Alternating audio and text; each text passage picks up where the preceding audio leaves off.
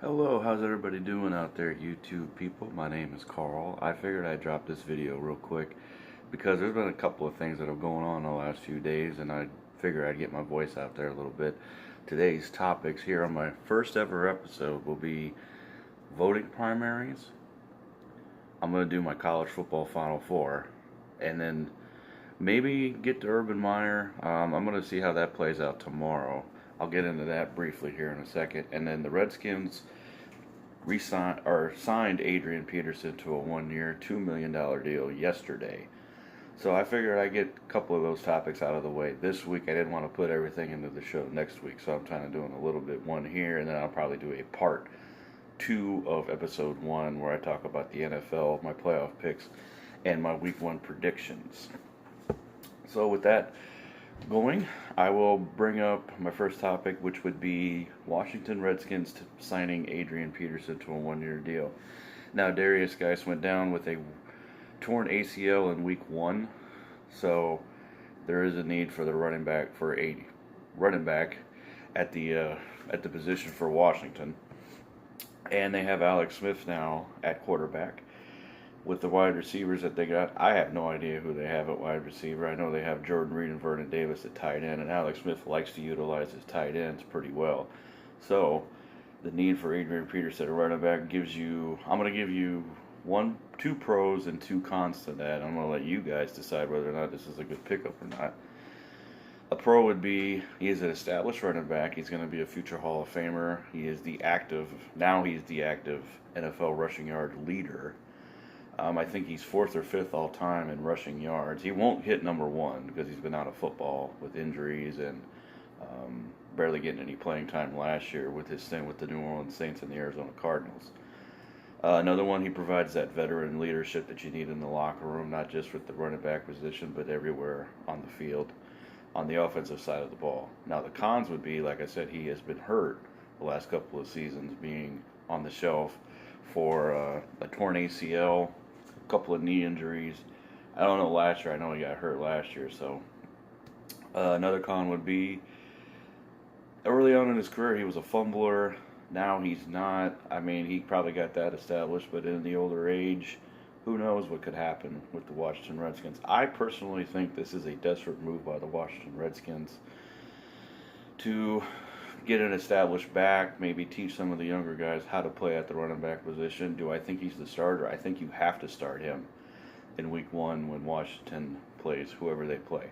I'll talk about that a little later on. Like I said, playoff picks for the NFL, week 1 predictions, that's going to be next week. Moving on, I will not bring up Ohio State's Urban Meyer. I'm going to let that play out. And just a backstory of what happened there is that he did not report to his superior at Ohio State over a alleged domestic sexual assault with his offensive coordinator. Now, this is a precedent set by what Joe Paterno did at Penn State. Now, all the major colleges, and I think all the lower schools are now is, okay, you see anything like this being done and you see it, reported to us and we'll do something about it. He failed to report. Now they're saying that his suspension may be imminent. I don't know if he's going to get fired, but a suspension is imminent. So, more on that maybe next week. Tomorrow's supposed to be what Ohio State plans to do about it. But next, I will talk about voting primaries. Yes, I get away from sports every now and then, and I will talk about this. My issue with this is okay, so I am not a registered Democrat or a Republican or an independent. I am a non-party affiliate. Take what you want from this. I get there might be criticism, there might be support on this. We vote on our local primary here next week. I can't vote for the primary of Democrat for governor or Republican for governor, but I have to vote on the local circuit of judicial, school, circuit judges, school supervisors of schools and stuff like that. Not superintendents of schools, circuit judge, that kind of thing. But if I don't like the candidates that are in the upcoming election in November, you wonder why there's no voter turnout. You wonder why people, from my viewpoint, don't vote. I voted every year since 2008.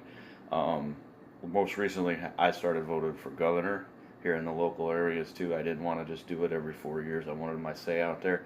I get why people don't vote, but this is the only voice we have as possibly, like, I wouldn't want to say, this is the only voice the little guy has. This is basically what it is. We're working class America. They're, making millions of dollars. They're not supposed to, but, they have a lot of stuff in their hip pocket.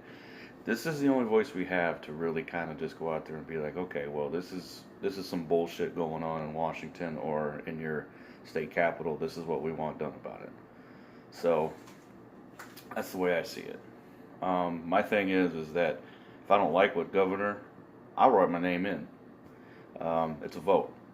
They will not count in Florida. I don't know how it is in every other state, but in Florida, they will not count your ballot unless you vote you got to vote your whole ballot. Like, let's say you have 5 different elections going on there, and you leave one empty. The ballot's invalid. You have to pick somebody. So you could write your name in. You can be like Joe Schmo down the street. I'm going to be like Jameis Winston. I'm going to vote Tom Brady. Put something on there to make your ballot valid. So, I don't have a say in our governor's situation down here. But I'm going to make my voice heard. And I'll watch a little bit of the debates too. So we'll see how that goes.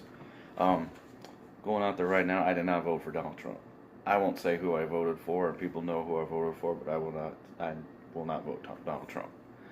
My personal thing on the presidential election a couple of years ago, I wanted Ted Cruz and Bernie Sanders. And let the debate begin, because either one was really good in my opinion. Last but not least, I will talk college football, my Final Four, and then I will include this on my show next week, the top games of the week for college football. I'll make my picks. I got a set of presidents here for the NFL. I do make one upset pick a week. So if you're like, well, why the hell did he pick that? Well, it's an upset. Okay, it's not really supposed to happen. But I'm pretty good at picking the upsets, so we'll see. But like I said, my college football Final Four, I will start with who I think the first 2 teams out would be. So this would be 5 and 6. I'm saying I think there's going to be 3 Big Ten teams up there. I really do. The reason I say that is Big Ten is stacked. Yeah, I vote most. I ain't gonna say who my favorite team is, but I say I go for the Big Ten teams a lot.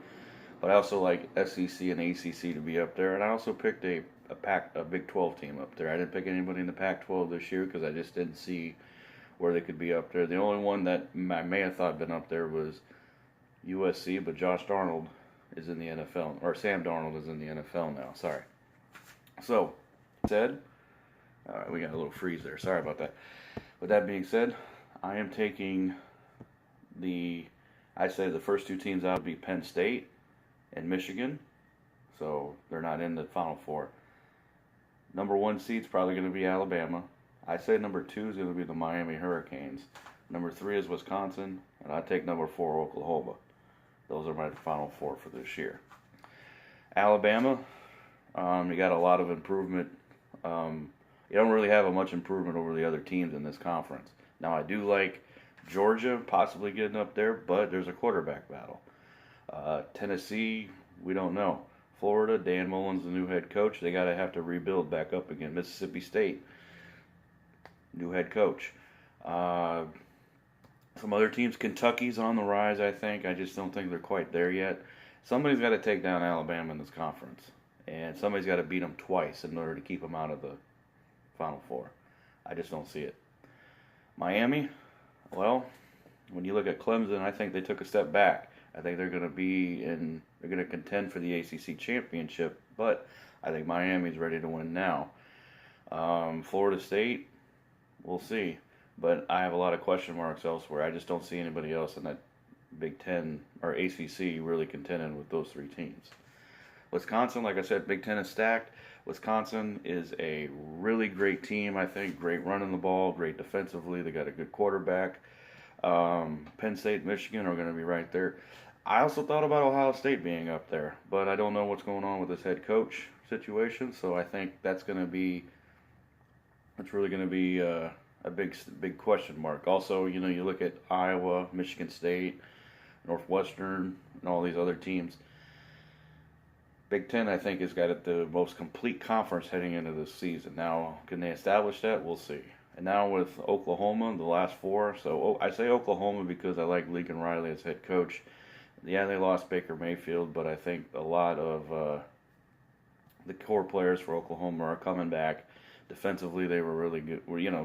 Big 12, if you can keep somebody under 30 points, that's a great defense because that is a high-scoring conference.